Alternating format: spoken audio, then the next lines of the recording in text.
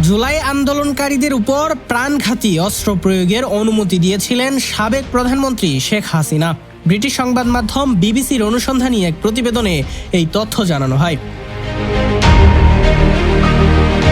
বিবিসির অনুসন্ধানী unit BBC I investigation বলছে, ফাঁস হওয়া একটি ফোন আলাপের অডিও যাচাই করেছে তারা। সেখানে প্রধানমন্ত্রী শেখ হাসিনাকে বলতে শোনা যায়, যেখানেই ওদের পাওয়া যাবে গুলি করা হবে। বুধবার এই প্রতিবেদন প্রকাশ করেছে বিবিসি।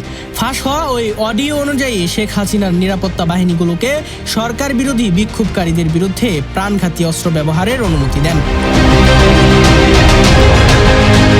তিনি বলেন, তারা যেখানে আন্দোলনকারীদের পাবে সেখানেই গুলি করতে পারবে।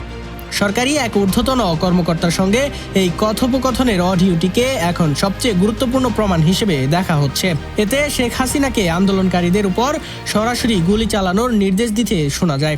ব্রিটিশ আন্তর্জাতিক মানবাধিকার আইনজীবী টবি ক্যাডম্যান বলেন, এসব রেকর্ডিং শেখ হাসিনার ভূমিকা প্রমাণে অত্যন্ত গুরুত্বপূর্ণ। অডিওগুলো যথাযথভাবে যাচাই করা হয়েছে এবং অন্যান্য প্রমাণের সঙ্গেও তা সামঞ্জস্যপূর্ণ। মোহাম্মদ ইমন হোসেন, নিউজ 21 নিউজ ডেস্ক।